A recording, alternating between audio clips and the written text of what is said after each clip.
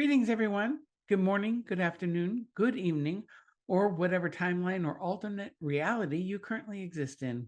Welcome to Transdimensional Realities, where we delve into the stranger aspects of our perceived existence. I'm your host, Melissa Lee, here on the Paranormal UK Radio Network.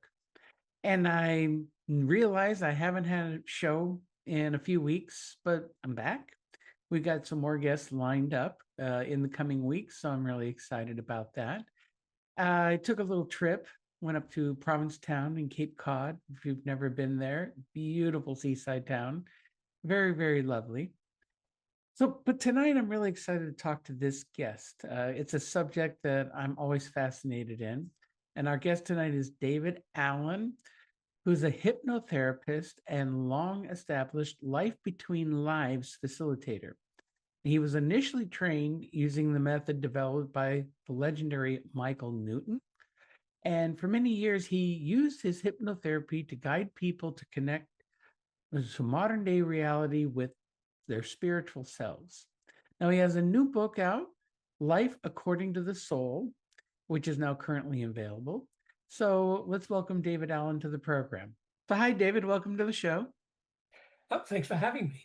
Well, thanks for coming on. I'm really excited to talk to you. I love these. Good. So do I.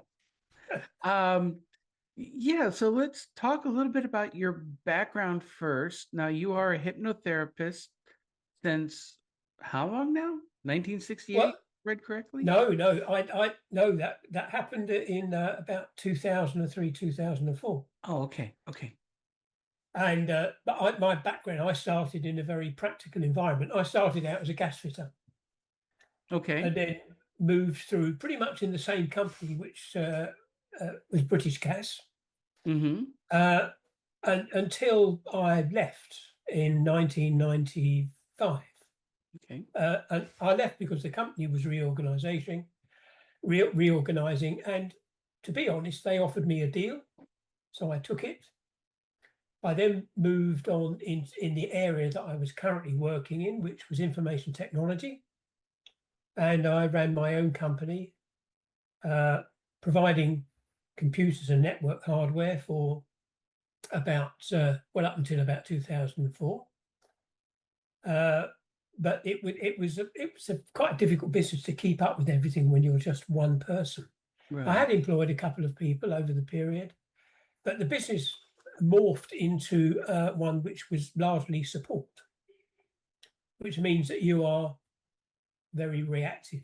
Mm-hmm. So as you can see from being a gas technician, gas engineer, IT, coding, programs, this is all very technical stuff, and it was a technical career. So I decided I wanted to change, and at the time I was a member of Business Networking International, BNI, Okay. and one of the other members in the group that I belonged to was a hypnotherapist, and he ran courses. So I thought, well, that sounds to be much more manageable for me. Still thinking quite practically. So I did the training, I sold my company, and I started working as a hypnotherapist. Now, I worked with a chap whose name was Freddie Jacquin. Mm-hmm.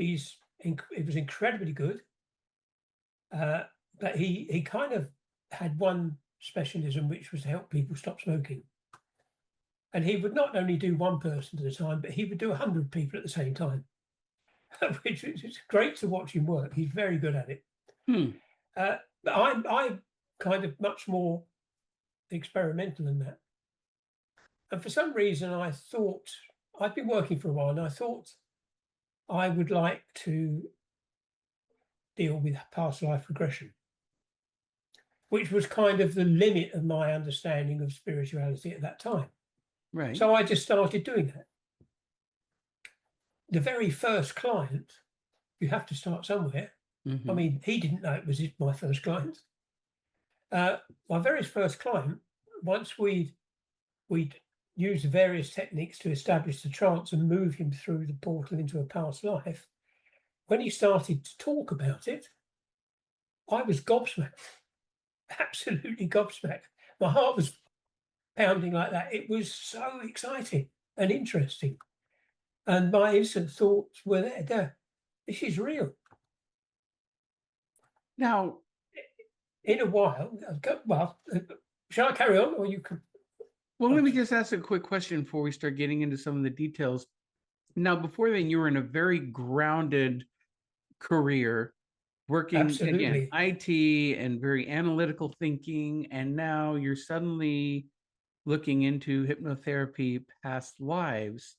Did I mean, was there a paradigm shift within you? Something that made you go that you really wanted to explore this more spiritual or kind of mystical, unknown aspect rather than the excuse me, the real analytical linear world? Well, not right at the beginning, Mm-hmm. because I took on that role because I could manage it. I could make appointments with people. They would come. I knew when I had to do things. So if I wanted to go on holiday, I just didn't take any bookings for that period. Whereas in a support role, I'm kind of reacting to other people's problems. Mm-hmm. So that was the main reason. And I had this kind of interest. I would just like to see, A, whether I could do it, what the results might be. But from that initial um, exposure into past life, things then started to move quite quickly. Mm-hmm. Not only was I doing hypnotherapy, I read an article on this thing called life between lives. And that made so much sense to me because it's quite logical. If we have multiple lives, how do we get from one to the other? There's got to What be an in happens? between. What happens in between? And I thought, I have just got to know more about this. And as it happened, there was a course being run by the Newton Institute in Bedford, 2005, which I joined.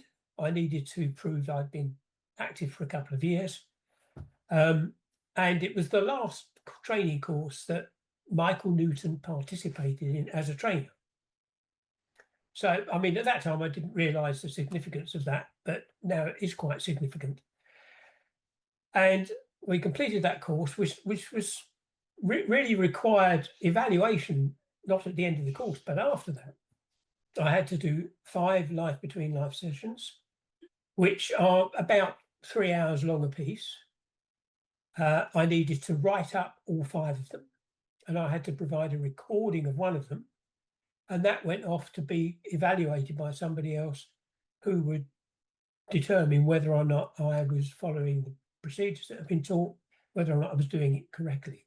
Mm-hmm. So I passed that and I began working with LBL. And I did that from about 2005 through to 2012. I'll explain why it stopped in a minute. Okay. So, and during that time, what happened, it just didn't stop there with my own work.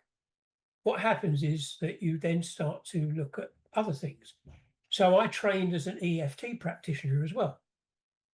And EFT, emotional freedom techniques, it's the tapping. the kind of, thank you. And I trained through to advanced practitioner and trainer in EFT. And along the way, you become exposed to, or I became exposed to, a completely different world. I am now listening to people I'd never heard of, let alone listened to before. And I'm being absolutely bowled over by their discoveries. There's people like Bruce Lipton, who wrote the book, The Biology of Belief, tremendously influential. Reading books that are interesting, Andrew Newberg's Why God Won't Go Away. And it's almost like opening a set of curtains that have been closed for a long time. Once you open them, you can't close them again. You've seen there's something else. So a growth period occurred really from about 2004, 2005, and it hasn't really stopped.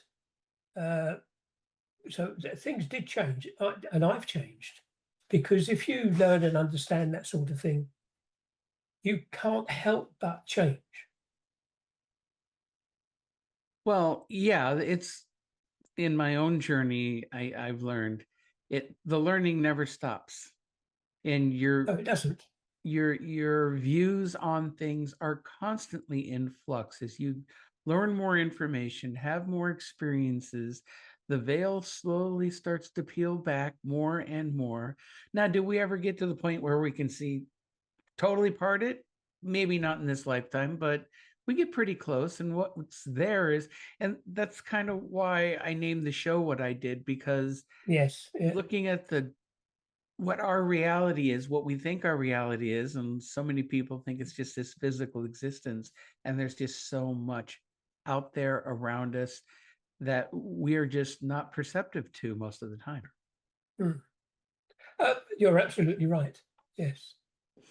So this your first session. Let's talk about that. When Which you one? well Lives you're Between Lives. yes, when you first did the first hypnotic session and you said you were gobsmacked. What happened in that session? Well, I mean, the client this was a past life session, which is quite different to a Life Between Lives session. Mm-hmm. It's usually only about an hour and a half. And the objective of that is to take people into as many past lives as is appropriate, and they will decide that. Mm-hmm. So they'll experience a number of existences, and we'll look for salient and important parts of that life. And of course, they know what they are because we're talking about memories. So they will bring them up, go to a time which is important in this life, and they will, and tell me about it. And the detail and the ability to recall so much detail and actually be there is quite phenomenal. Imagine that you're rummaging around the loft, for example, and you come across an old photographic album. You're sitting up there, so you open it and you see a photograph. As soon as you see the picture, memories start to come back. Oh, I remember that. And the more you look at it, and if there are other photos of the same event in the album, you may see in the background of the picture that there are people that you've forgotten about, but you never say, oh, yes.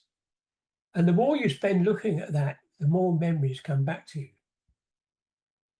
Now, if you're in a hypnotic trance, effectively, you have relaxed so much that your brain waves are in theta mode, Mm-hmm. which is the equivalent of just before you go to sleep or the moment you wake up. You are very receptive to that sort of memory. The conscious part of you, the awake part of you, is still in the room. It's kind of sitting in the corner having a look, if you like. But most of you is engaged with this. And when you're in that state of trance, not only do you remember the things that happened before, but you also experience them as well.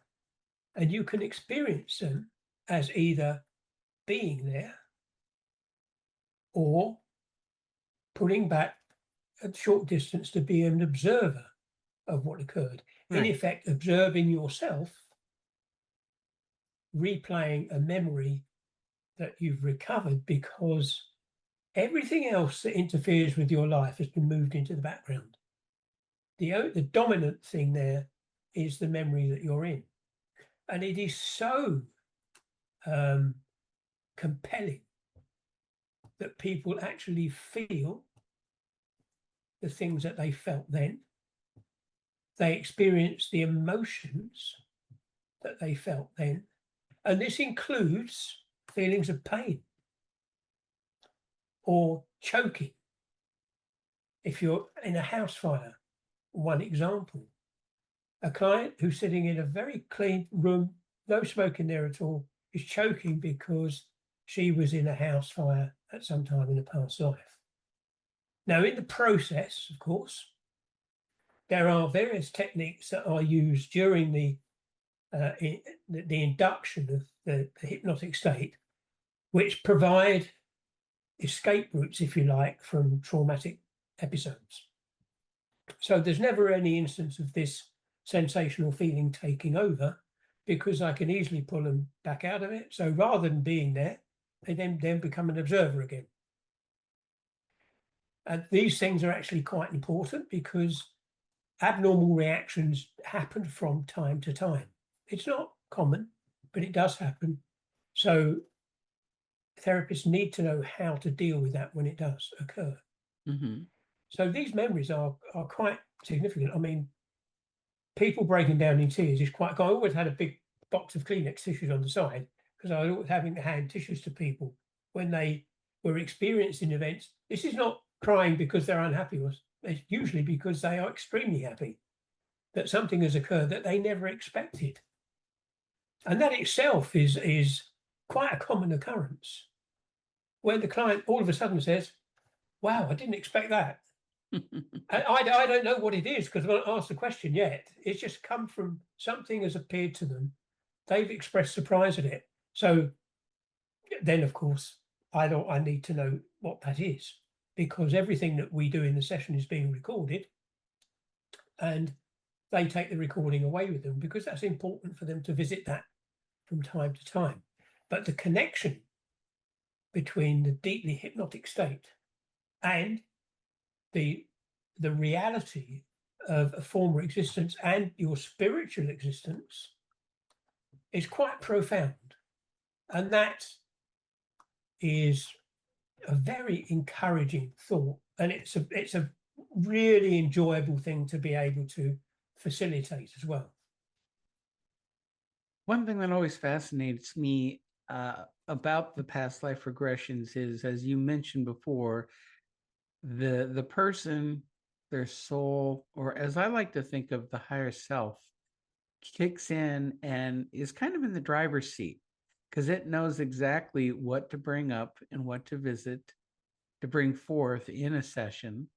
And even if Yeah. you're visiting multiple lifetimes, I mean, let's face it, a lifetime is a long time. So that higher self knows to go to that particular event or series of events that the conscious mind needs to sort out and understand. Yes, absolutely. Yes. Okay. Now, so then that progressed into life between lives. Now, Yes.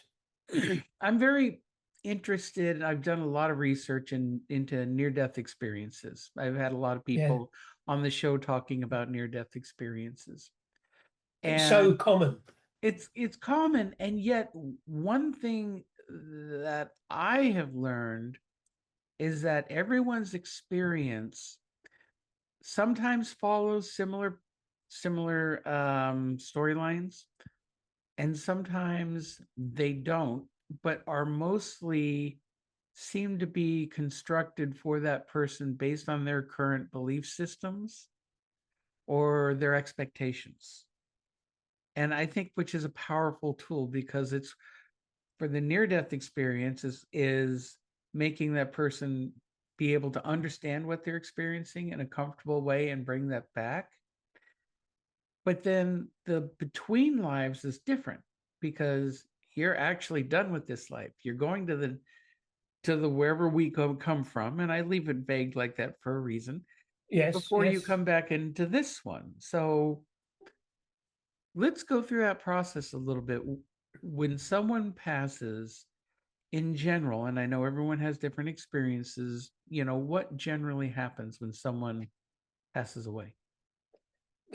Yeah, it's interesting you to say that because my partner has read the book at least past that section anyway, and she was most unhappy with that part of it because it's surprising, or it appears to be surprising. Mm-hmm. Let me explain. The book is structured in a way that which is designed to help people to relate the experiences of others into their own lives. The idea is that it's supposed to be helpful. Mm-hmm. Now, that was my objective in writing the book. And whether I've achieved that or not entirely will depend after many people have read it. But the reason why there was such a huge gap between me stopping this work in 2012 and beginning to write the book 2.5 years ago is because I had all the detail, I had all the testimony, but I didn't want to rewrite Michael Newton's work, if you see what I mean. Yes. I can't out Newton. You know, he's the best at what he did. But his approach was research, analytical, fact finding, and his books are quite heavy on his narrative, explaining why things are, and quite limited on transcripts. This book, Life According to the Soul, which my review copies have just arrived, so I've got those there. Lovely. This has a completely different set of objectives.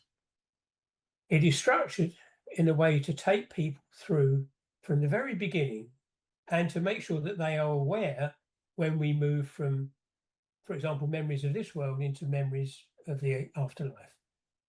And through every step of it, with a series of transcripts of people that relate to that step in the journey. So it reinforces it. The point is that people can pick something from that, relate it to their lives, and help them cope with whatever they're coping with if they're having difficulty or struggling or whatever that might be. So in order to get to where we need to be, which is after the last death and before this current life, because it's usually the most previous life, not always, we take people into the past life, explore a little bit of that, but not too much, because we're not really interested in that life so much. We need to get home, to move back. So we move quite quickly to the point of death. And that's simply a transfer. You say, we're going to move to the last day of your life. When we're there, ask the question, is there anything happening this day which leads you to believe your life is going to end? Now, some people will say, yeah, I've been ill for quite a while, I'm in bed, or some won't know because it's an accident or it's a violent death. And we also don't need to go through the experience of the pain of that death either. Mm-hmm. So as soon as death approaches, we move right through that to the other side. And that's the part of the experience that occupy most of the NDE memories are when people have left the body and are surveying the environment that they're still in. Now, the interesting thing about this is that most of us would think, because it's quite natural to do so, if you just lost a loved one, you would be hoping or imagining that they have the same sense of loss and detachment and longing that you have, that if they could, they would comfort you, say, I'm still here, it's okay. The reality is they couldn't care less. Yep. People say, would you like to stay and comfort? No, I want to go home. I've had enough of that.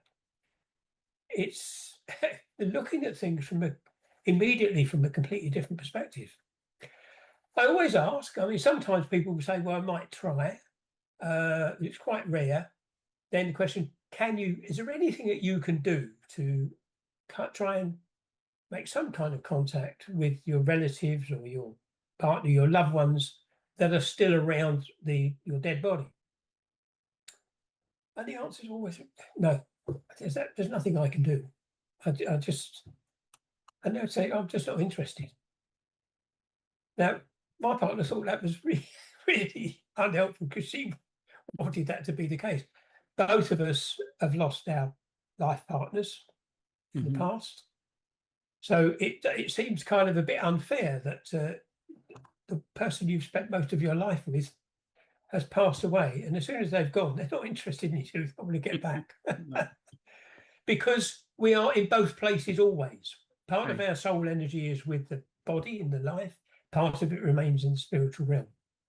So there's never really 100% of movement. But that, I thought, was quite surprising. And as you rightly say, it's also quite consistent. This is common. And it's not what you would expect. You kind of would expect if people were trying to follow an imaginary path that they thought was there before in terms of playing out an expectation, it would be the opposite. We would be saying, yeah, I can do that. but no, it's quite detached. I ask about the life they just lived. What do you think of it? What was it? Yeah, I didn't think much of it really. I didn't like it. I'm pleased to be out of it. Thank God that's over. Let's go home. So, and then the journey begins home, which is the point of this, to go through the next phases. With those next phases, it's going to bring me something in it, and I don't want to do a sidetrack, but just because you have taken so many people on this journey from the time of death going into the next phase, there's the popular concept of going into the light, and Yes. that's the light is the tunnel or the portal or whatever that brings you home. Now, I would like your opinion on this. Recently, well, actually, no, it's been around for a little while. There have been a few people. Dr. David Jacobs was one, John Lear was another, who talk about that to avoid the light, it's a trick, it's a deception, because it puts you right back into the cycle of reincarnation. And if you avoid the light and stay in the dark of the void, then you're free. What do you think of that concept? It's not something that I've ever experienced from the client testimony that I've heard. Okay. The journey begins very practically with movement. There's no light at that stage at all. I ask very specifically, are you moving? In which direction are you moving? Are you moving backwards? Are you facing the direction you're moving in? What's the sensation? Are you being pulled? Are you being pushed? Does it feel? So we explore the mode of movement, but people move away. They move away from the immediate scene, wherever that happens to be. I recall once saying, I think it was you. I was hit by a car. I could see my body in the street. And I'm just now moving away from the Earth's astral plane. So some describe the Earth as disappearing into the distance to a spot, and then it's just darkness, but the movement continues. But light certainly does come into it at some point. And one of the first encounters with light is a combination of lights that are described to me as rejuvenating. In fact, we call that the healing shower. And it's something that people experience quite commonly, but not everybody, because not everybody needs that to happen. From the testimonies of people, this occurs if a life is difficult. If the soul, the energy of the soul, has had great difficulty with the human brain, maybe it may be because of mental illness, some physical defect in the brain, something which is there which has made it difficult for the soul to get any kind of control over the narrative, or struggled for a lifetime, then the energy becomes disrupted. The soul energy that's within that incarnation becomes disrupted, and it needs to be, if you like, rewired again, repaired. And the healing shower is designed to do that. And people describe it as multiple lights. And I ask what the sensation is. I'm not telling them that we call it the healing shower. I said, well, what's actually happening? What do you feel? He said, oh, it's warm. I feel stronger. I'm getting it's really comforting. Now, it's hard for us to imagine a concept, but in the spiritual realm, there's no sense of time. So whether this takes a year or 1,000 years, or I don't know that. But what I do know is that once we've got the description of what is happening, then we could just move straight to the end of that process and continue.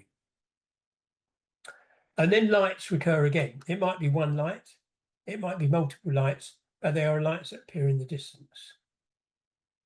And that is when people describe meeting what would be, in effect, their primary soul group, the other souls, their closest souls in their spiritual life, and maybe souls from adjacent soul groups. And that's where we spend quite a bit of time in, as we get closer, who are they? Who do they represent? Who were they in this life? So the lights do occur, but they don't occur until the journey's almost complete. Okay. Interesting. Um, so when they come upon these soul groups of people they may know, because this is another interesting concept. Like I said, I've gone down a rabbit hole in researching a lot of this. Is that there's the idea that our souls never actually leave over there. It's just like a piece of us comes here and has these experiences and comes back. So it's conceivable even that people you may know who are still here are also over there. Have you ever? Yes, That is true. Okay. yeah, absolutely. And it was more than that, because we'd find that younger souls will need to bring more energy with them in the incarnation, and older souls, more experienced souls, usually bring less. Now, there are a number of behavioral aspects which vary a little bit depending on the advancement of the soul. One of the first questions, out of world questions, that I ask is when the client is in the womb. We've regressed into their current life, into when they're in the womb, which are all real memories. And then I ask the question, when did you first join with this fetus?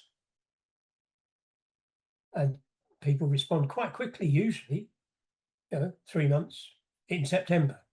Oh, when were you conceived? Okay, so that was 6 months. Or more advanced souls will leave it later. More advanced souls will join with the fetus, conduct this process, which we call the joining, but leave, because there's nothing to do there. You're just waiting for the human body to grow a little bit so you can get out into life. So they'll leave and come back, and leave and come back. And sometimes they'll leave and they'll enter the astral plane of Earth as well as energy, because it's such an exciting place. And it's a place full of diversity, because people incarnate elsewhere too, on other planets, in other dimensions. And they may incarnate as energy beings or plants or something much more peaceful than this planet.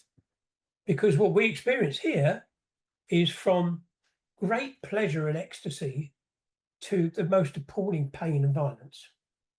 It's just, the spectrum is from one end to the other. That provides a rapid, fast track journey to growth. So now I've forgotten where we were, what the question was. Sometimes happens. Oh, I was asking about people who are still alive now that could be still also encountered over there. But you Yeah. touch on something I want some clarification on. Young souls, older Yes. souls. What makes a soul young? Do they come into existence later? Is everybody come into existence at the same time, but yet some have taken more of the earth classes or whatnot to progress, and that's what makes what we think of as an older soul. They've had more experiences. I mean, what defines the two? Well, the number of incarnations, because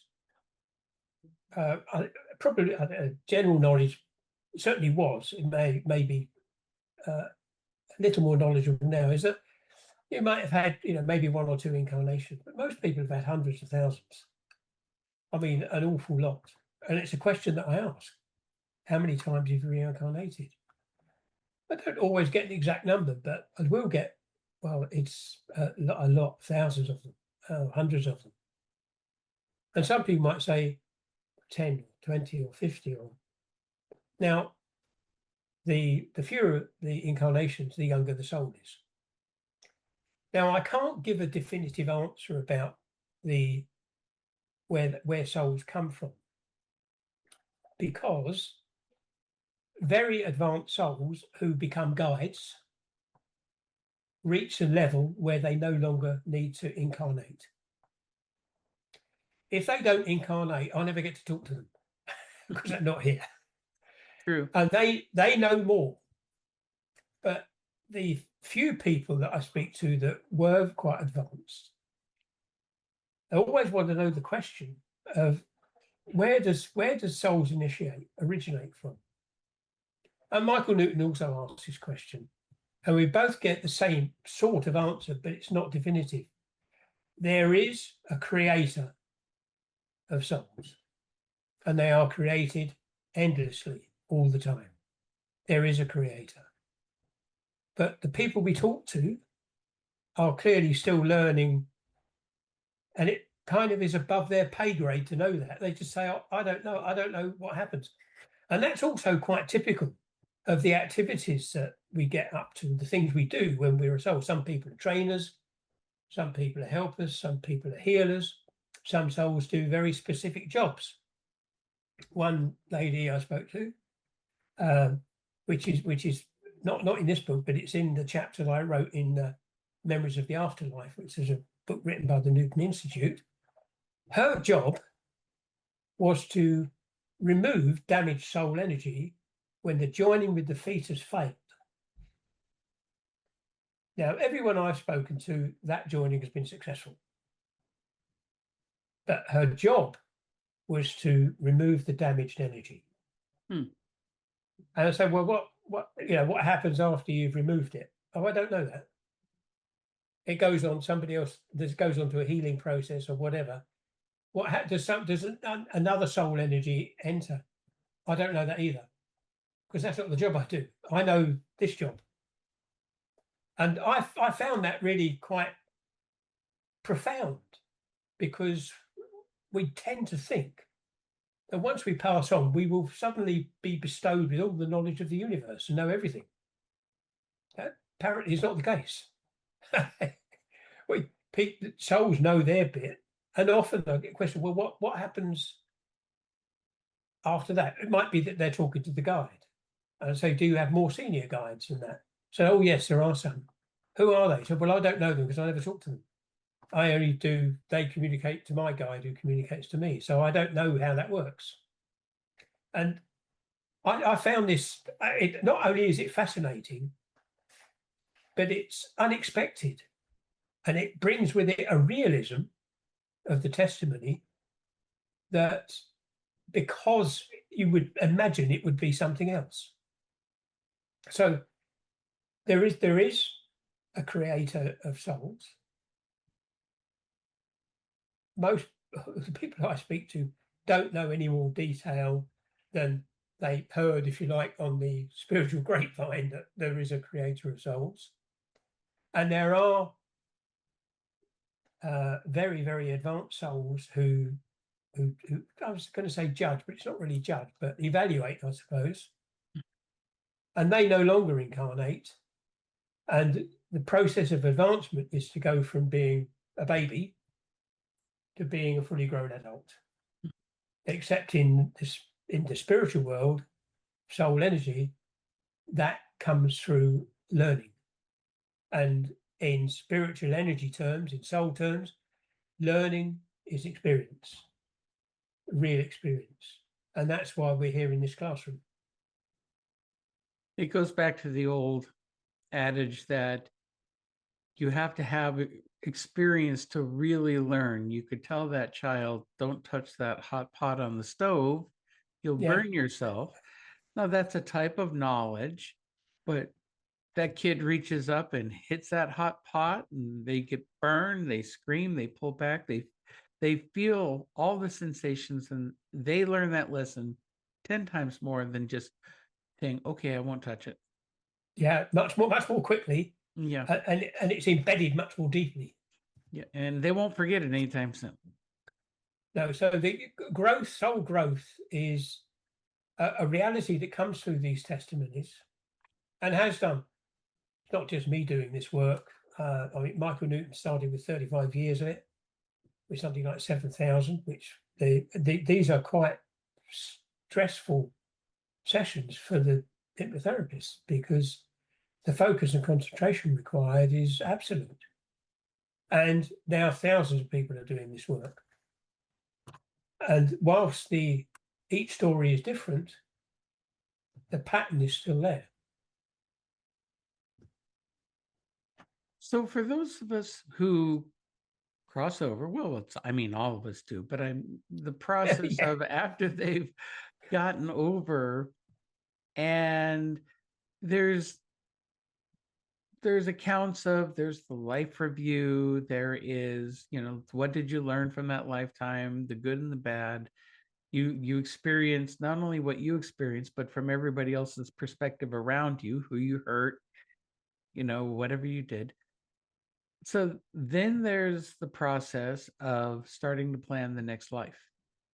Is yes. that something that happens right away at most cases? Is there a period of time between them? Of course, time over there is irrelevant, but you That, understand that. that, that, that, that's the problem, yes. Yeah. Well, once we have moved past the meeting of the soul group meeting, this is quite an important part of the session for the client, because as they focus on these spiritual entities, they will appear to them as either male or female, as a sense. They will communicate, but it's obviously not words, and they will recognize who, yeah, that's my mother. She's my mother in this life. That's my brother. That's a friend who died 15 years ago. She's here as well. But the overwhelming sensation is one of joy, because what they sense is this huge welcoming, often accompanied by, "We've been waiting for you. Where have you been?" To the point of annoyance sometimes. "I've been waiting here ages. Where have you been? What?" It kind of takes on a very human type set of emotions. Mhm. But also, and this will come up later, no doubt, there are a number of things that occur in the spiritual realm for which we do not possess the concepts to understand them properly. So things are expressed in concepts that we do understand. So when somebody says, "Well, yes, they go to the council, what does it look like?" Well, there are big pillars, and there's a kind of we understand what pillars are. They're not really pillars, but it's the nearest thing that the client can actually pick up to try and explain to me what it is that they're experiencing. The same with reviews or life selection. Some people say, "Well, it's like a TV screen."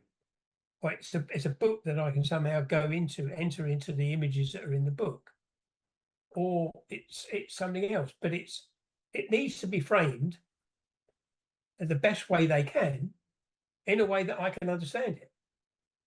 Because I mean, I have run into, I've asked questions and they've said, I there are no words or concepts that I can use to explain how this works.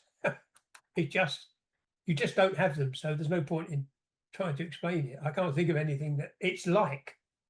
Mhm. So it's where people do explain. They talk about gardens. Well, there aren't really any gardens there, but it's the best way of expressing the sensation of where they are and what they're experiencing.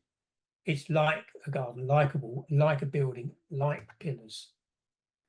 It's like a TV screen, but it's not a TV screen. So I mean, that's quite important to recognise that there's a world of concepts that exist there that don't exist here. That makes sense. Our human minds are only able to understand so much. There are things that are just beyond our ability to understand, Yes, comprehension. And it's like with even now, if you look in today's world and modern science, we think we know so much with modern science, and yet when they really look into things, there's so much about the universe, or even our own world, we don't know. We can't figure out. They still don't know what dark. absolutely. They don't know what dark matter is, or even if it really exists. They just theorize it exists. Yeah, of So, course. But that's the whole purpose of science, is to be wrong. yeah. It's always wrong, because if it were right, then we would know everything. Yep.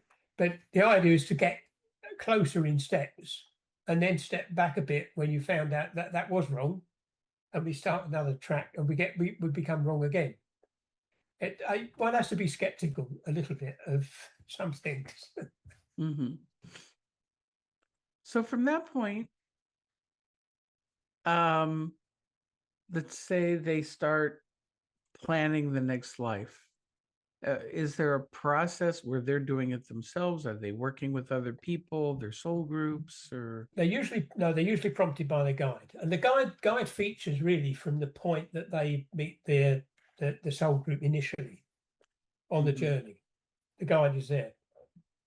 They don't always say anything, but they're there because I always ask: who's that?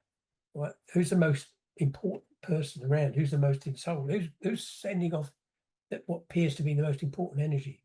The guide will be there somewhere. So then we find out what the guide's name is. They're not that forthcoming sometimes, but the intensity of the memory is so much that I can ask people, well, ask them. Sometimes you have to push the guides a bit because they may not be initially appear to be that helpful. So, but ask, say, I want to know what your name is. Tell me. And it often gets results, surprisingly. Okay. So the guides the initial guides, there are more senior guides. As I said, I don't really get to talk to them because they don't come into the picture. But the guides are there all the time, and they're there. They're the voices that we sometimes listen to when we think it's instinct, and it could well be advice.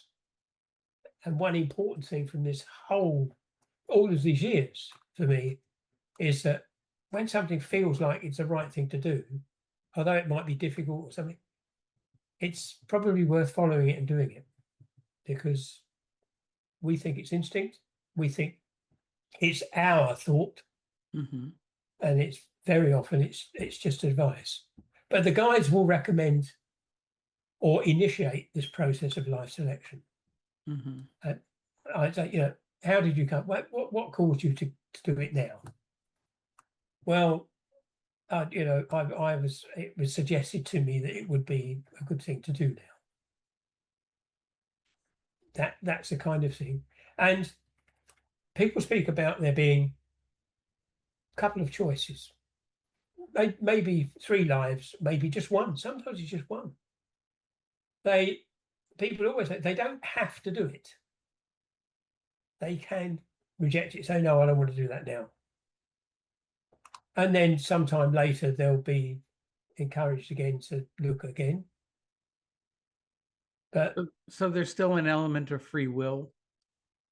Oh yes, they don't have to take life. And where there's, say, 3 options, they get to see effectively a sketched outline of what that life might be like, what the person might be like, what the environment might be like.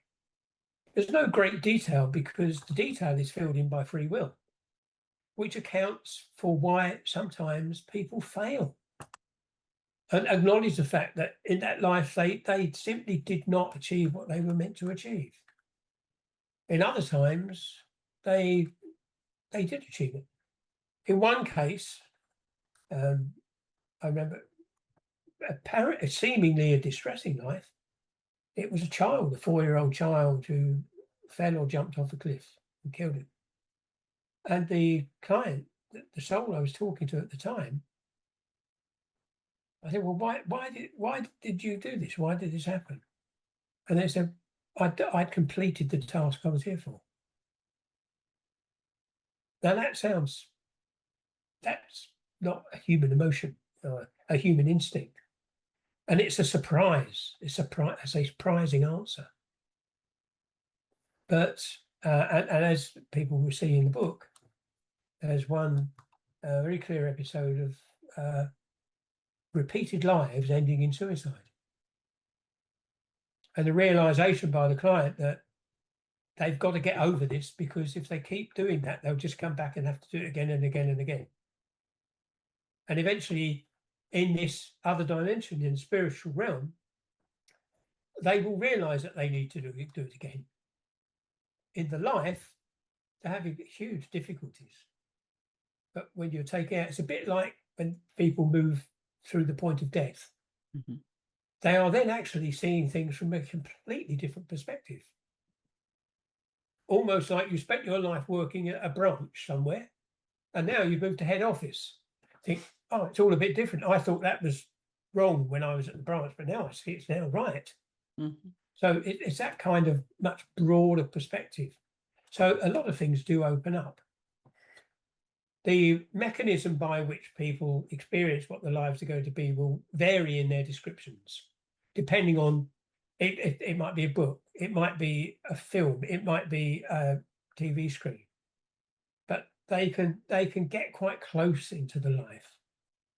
Similar to the library, people describe the library an area of research where they can revisit past lives and actually go back into them, where those experiences are going to be helpful.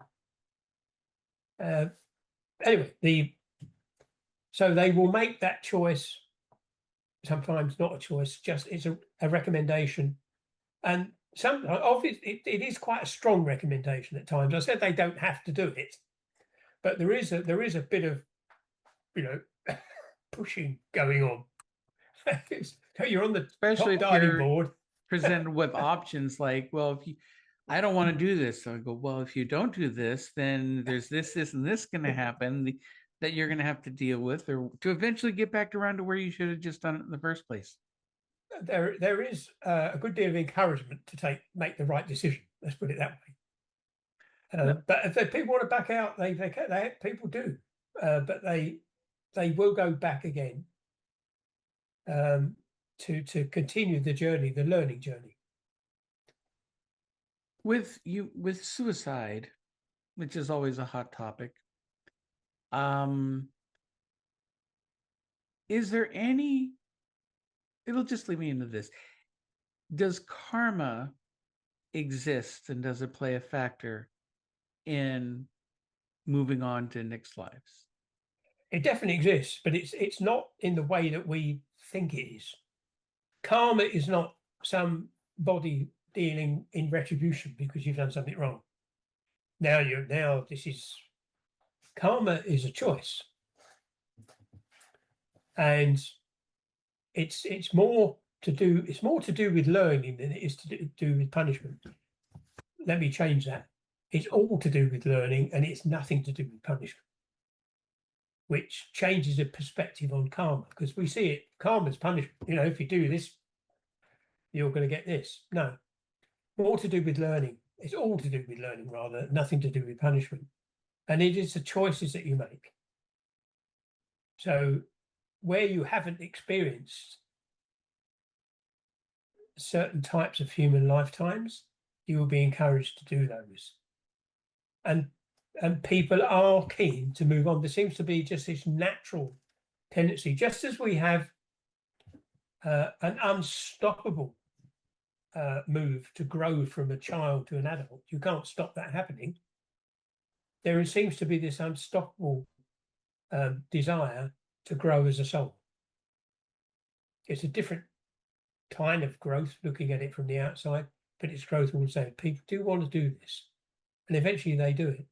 So and sometimes a life might be quite a comfortable life. You might say it's like taking a break.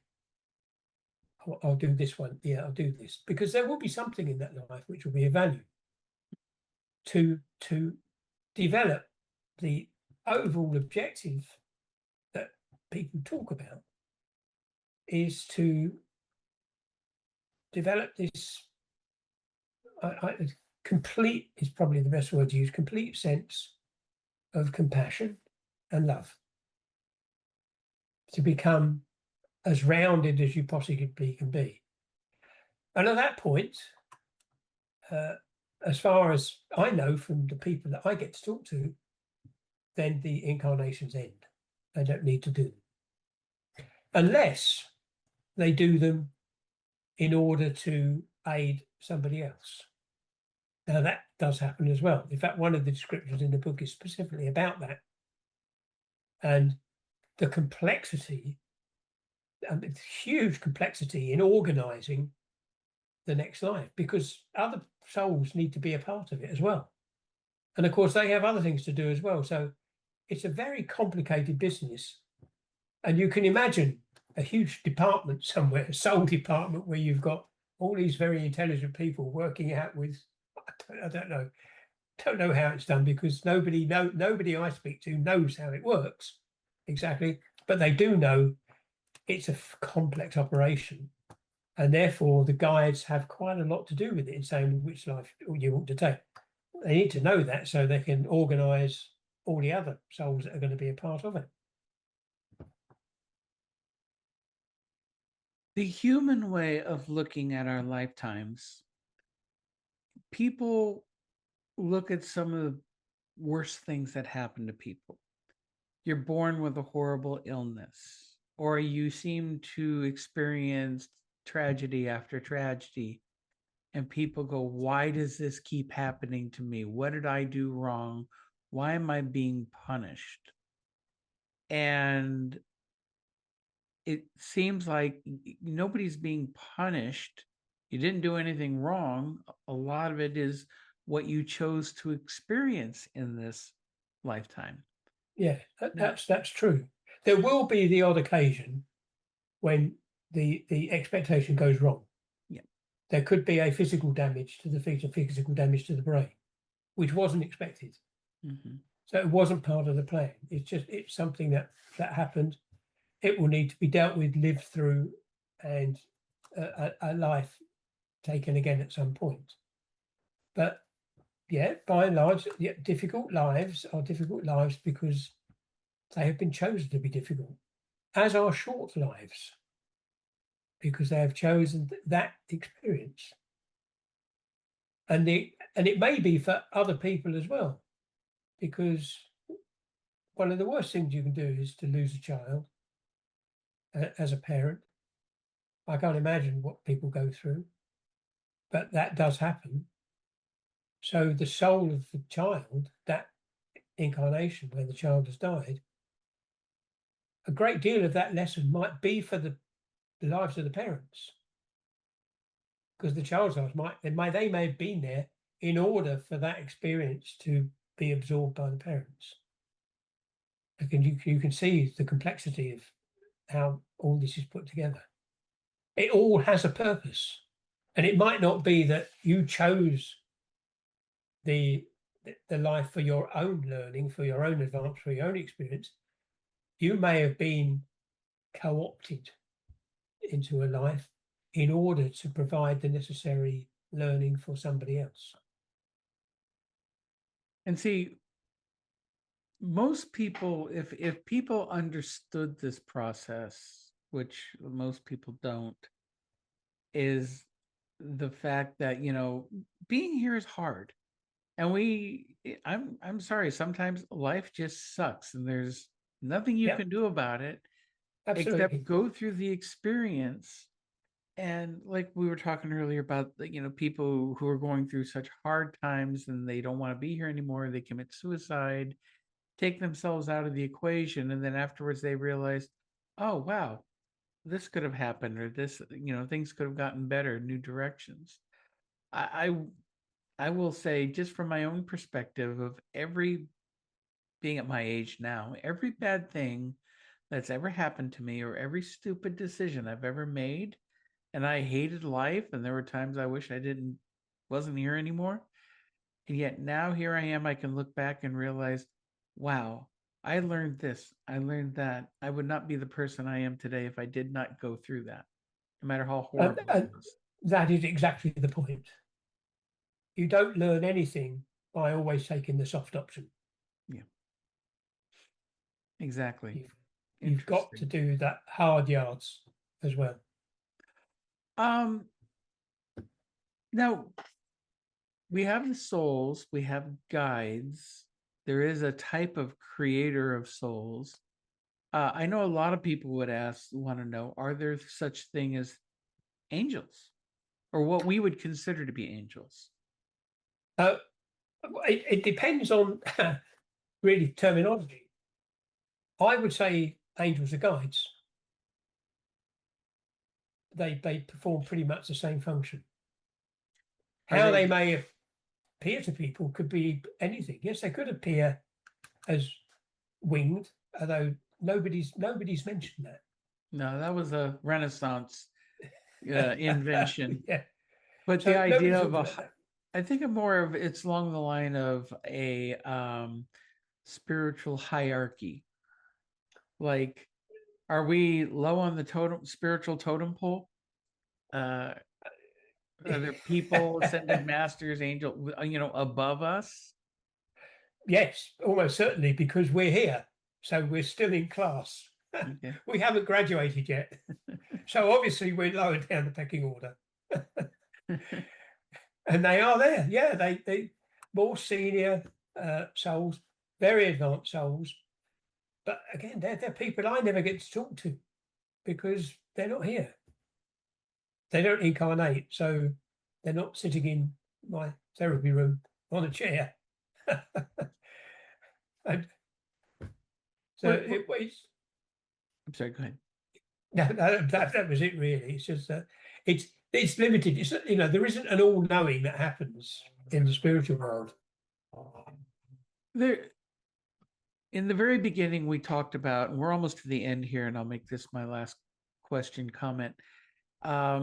You mentioned how people were hoping that if someone dies, they're still going to hang around. And basically, when the spirit is out of the body, they're like, sayonara, I'm out of here. And they don't hang around. And Absolutely, yeah. but there are instances where people, I'm one of them, who have lost loved ones. And it doesn't happen right away, but like 3 or 4 months later, I'll have a vivid dream where they appear to me. And it's kind of like letting me know they're okay. So I don't know if you've experienced that or people have talked about that in your sessions, but I haven't had anybody talk about that in the sessions that I've done. Okay. But I'm one person, so I could have easily missed it. Okay. It's another thing because people will come to me for a particular reason. It's not entirely random. Mm-hmm. And it may be that the people who chose to come to me haven't had that experience. So they've not spoken about it. Does it happen? I've no reason to doubt that occurs at all. It's just that I haven't spoken to anybody that has experienced that in the sessions that we've done. Bearing in mind that the sessions that I've conducted, the purpose of the session was for the client benefit only. So we go where the client wants to go. We talk about things the client wants to talk about. Very regular question is, what would you like to do now? Where do you think you should go now? What, even to the point I say, do you think we've done all we can? Do you want to do some more? Have we finished? So it's client focused all the time. And they'll tell me the things that are pertinent to them. And of course, I've only seen, even though thousands of hours of testimony, I've only seen a tiny subset of the people that exist. So, yeah. And one of the things I have learned very much is I don't dismiss anything anymore because I don't know. And it's one of the cleverest things that people can say is I don't know. Exactly. It's really good. There's just one thing we didn't cover, and I'm sure people will ask that. Okay. Is that I said I started this work in 2005, I ended it in 2012, and I wrote the book, started it 2022. Why did I stop? Why so long? I mentioned why I didn't write the book until it came, but it came to me because I woke up one morning and it just seemed the right thing to do. And I listened, which is why I started doing it. And then I worked out how it would be structured so that it would have a different focus. But the reason I stopped is because my wife was diagnosed with breast cancer late 2008. 2009, she went through chemotherapy. She did manage to go part-time, go back to work, but the radiotherapy damaged the heart. And in 2012, I needed to be a full-time carer. Mm. So whilst I had the physical time to do the work, I didn't have the mental space to devote the focus to that because my focus was somewhere else. I lost her in 2016, Well, that's completely but understandable. I was holding her hand when she took her last breath, Mm. and it leaves a massive, massive hole. But my immediate thought, I know where she is. She's just gone home. I'm not worried. She's gone home, and we move on. Yeah, that's it. We move on. We'll come back. We'll move on. We'll come back. We've done this many, many times before. Oh well, But it would be pointless if we remembered it all. yeah, that would be true. Well, we have come to the end of the program. So, the book Life According to the Soul, where can people get that? Any Amazon, Barnes and Noble, any online retailer, good bookshops. I mean, the more people buy it, the more bookshops stock it, obviously. But normally the place people plump to is Amazon or Barnes and Noble, one of the online retailers. It's actually released on the 30th of June. It's available to pre-order, has been for a few months, but the book is actually out. They let go of it on the 30th of June. It Okay. takes a year from finishing the book, the text of the book, to get to publication. So it'll be So available basically next week. yes, yes. So Excellent. timing is perfect. Yes, it is. Well, David, thank you so much for coming on the show. This has been a wonderful discussion, very eye-opening. I loved it. I mean, I love it. I just love talking about it. And you Well, probably gathered that. yes, I did. Yeah, I love it too. That's why I do this. Well, again, thank you very much, and good luck with the book. Thank you, man. Well, that was our guest, David Allen, and talking about his new book, Life According to the Soul, which comes out the first week of July. So keep an eye out for that. And I want to thank everybody for tuning in to another episode of Transdimensional Realities here on the Paranormal UK Radio Network.